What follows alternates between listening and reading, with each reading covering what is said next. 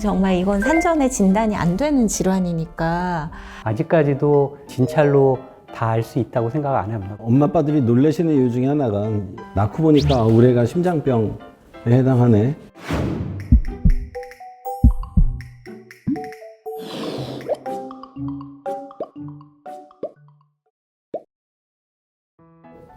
안녕하세요. 저희는 산부인과 소아청소년과 심장외과가 모인 태아심장진료팀입니다. 네, 저는 오늘 진행을 맡은 산부인과 성지희입니다. SMC 광실. 네, 5번째 주제는 산전 진단이 어려운 태아심장질환 그 첫 번째 이야기로 심방중격결손에 대해서 알아보겠습니다. 심방중격결손이라는 거는 심방과 심방 사이에 있는 벽에 구멍이 있는 거를 말씀을 하시는 거죠. 예. 아무래도 산전 진단이 어렵다고 하면 왜 산전의 진단이 어려운지 다들 궁금증이 많으실 텐데요. 기본적으로는 태아기 순환을 좀 이해를 해야 되는데요. 태아는 태반을 통해서 산소를 공급받습니다. 그래서 태반에서 굉장히 많이 산소를 받은 혈액이 이제 우심방에서 바로 좌심방으로 들어가게 되는데 그쪽을 통해서 혈액이 가게 되어 있기 때문에 양쪽 심방 사이에는 정상적인 구멍이 있는 거죠. 뱃속에서는 그 구멍이 있는 거고 출생 후에는 이제 한 2, 3일 정도 또 길게는 일주일 정도 걸쳐서 그 구멍이 이제 막히게 되거든요. 근데 정상적으로 막히는데 막히지 않는 게 심방중격결손증이기 때문에 당연히 산전에는 진단을 못하는 할 수 없는 질환입니다.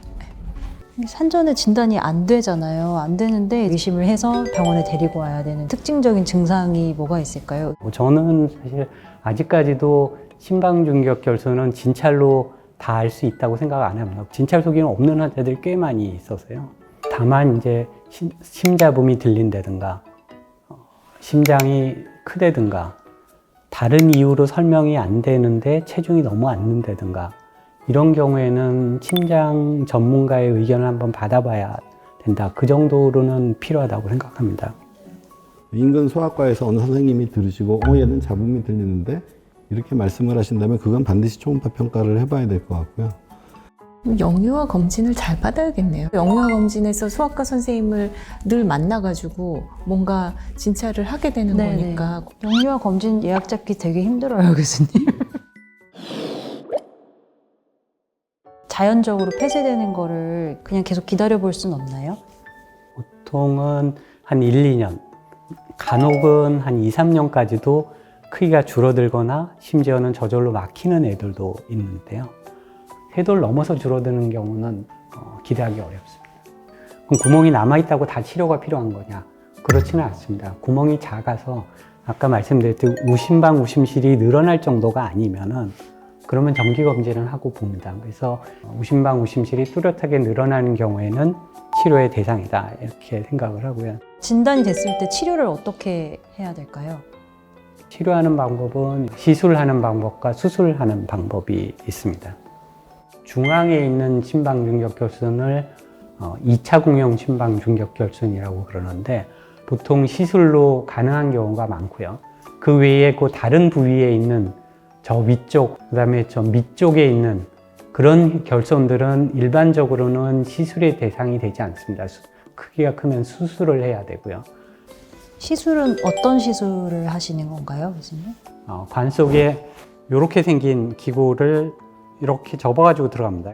이제 허벅지 혈관을 통해서 심장에 관을 넣으면은 그 혈관을 따라서 우심방으로 들어가고 구멍을 통해서 관을 넘길 수가 있고요. 하나씩 디스크를 펴서 심장이 뛰어도 빠지지 않도록 좌심방 쪽, 우심방 쪽에 디스크가 기구를 안정되게 고정시켜주는 그런 역할을 합니다. 구멍을 막고 그 다음에 관을 꺼내는 거죠. 기구만 남겨놓고. 그래서 요 디스크가 걸릴 만한 공간이 있어야만 시술이 가능하죠. 클 때까지 그냥 이걸 가지고 있는 건가요? 아니면 뭐 어느 나이가 되면 이걸 뭐 교체를 한다거나 이렇게 추가적으로 시술을 한다거나 그렇게 되는 건가요? 물어보시는 분이 많은데 기구는 내게 아니니까 안 자라지만은 그 나머지 부위에서 충분히 잘 자라줘가지고 성인이 되도록 요거 가지고 별 문제 없이 지낼 수 있다. 이런 것들이 검증이 되어 있습니다. 수술을 하게 되면은 어떤 방법으로 수술을 하시는지가 가슴을 절개를 해야죠. 저희가 이제 최소절개술이라고 해가지고 심방중격결손은 딱 그 구멍이 잘 보이는 위치에 있고 그것만 해결해야 된다면 애들의 경우에는 뭐 대개 한 5cm, 6cm 절개 정도만 해도 충분히 해결되는 경우가 많고, 근데 이제 외과에서 맞게 되면은 심장을 둘러싸고 있는 이제 심낭이라는 얇은 막이 있어요. 그 얇은 막으로 이제 쭉 꿰매서 이제 맞게 되니까 그것도 역시 이제 자기 살이 보통 한 3개월 정도 지나면 내피세포로 덮인다 이렇게 알려져 있는데, 수술의 장점은 육안으로 확인하기 때문에 나이나 위치에 제한 없이 언제든 할 수 있다라는 게 최대의 장점이고, 단점은 역시 가슴을 열고 심장을 잠깐이라도 멈추고 해야 된다. 따라서 입원 기간도 시술로 하는 것보다는 좀 길다. 이게 이제 단점이라면 단점이 되겠죠. 약물 복용이 어느 정도까지 필요한가요? 평생 복용을 해야 하나요?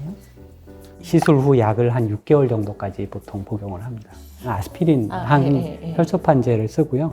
그리고 6개월 정도 지나면 이제 모든 약을 끊습니다. 수술 후에 약물 쓰는 경우는 항혈전제에 해당하는 아스피린을 한 3개월 정도 사용합니다. 그 이유는 저희가 이제 몸 바깥에 있던 심낭을 심장 안에다 넣어놨기 때문에 봉합한대 주변에서 혈전 같은 게 생길 우려가 있다고 보는 겁니다. 그래서 꼭 써야 되는 약은 아니에요. 수술한 직후에 간혹 이뇨제가 필요한 경우가 있어요. 그런 경우에는 한두 달 정도 이내에서 쓰고 끊을 수 있습니다. 결론적으로는 평생 써야 되는 약이 있는 건 아니고요. 수술 직후 잠깐 쓰는 약들은 있을 수 있다. 심방중격결손 치료를 한 아이들이 주의해야 될 점들이 어떤 게 있을까요?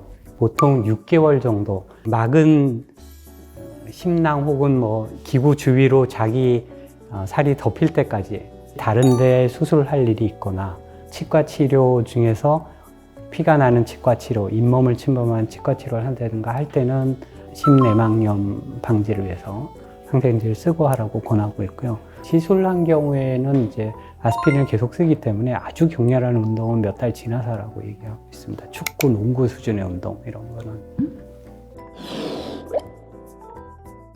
정말 이건 산전에 진단이 안 되는 질환이니까 정말 보호자의 입장에서 교수님의 설명을 또 듣게 되거든요. 오늘 저희가 이 내용을 다룬 이유도 그거죠. 산전에는 전혀 알 수가 없는 상황인데 낳고 보니까 우리가 심장병에 해당하네. 많이 놀라시겠죠. 산전 초음파라고 하는 거는 형태적으로 어떤 문제가 있을 거라고 이제 예측을 하고 그게 성공률이 높아진다는 거지, 우리가 모든 것을 다 알 수도 없고, 또 알고 보면은 다 크고 작은 문제들이 있거든요. 어렸을 때 발견했으니 잘 치료받으면 대부분의 애기들이 다른 애들과 같이 잘 성장할 수 있다. 이렇게 믿고 따라와 주시면 감사하겠습니다.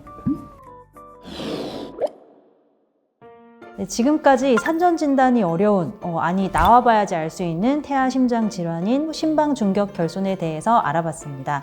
설명 들으셔서 이제 잘 아시겠지만 산전 진단이 되지 않는다고 해서 치료가 불가능한 건 아니니까요. 치료를 받고 회복하고 있는 아이를 부모님이 옆에서 잘 지지해 주시고 힘내라고 화이팅 해주시면 되겠습니다. 다음 시간에는 산전 진단이 어려운 태아 심장 질환 그 2번째 이야기 동맥관 개존증에 대해서 알아볼 테니까요. 많은 관심 부탁드립니다. 다음 시간도 기대해 주세요. SMC 방실. 방실. 아.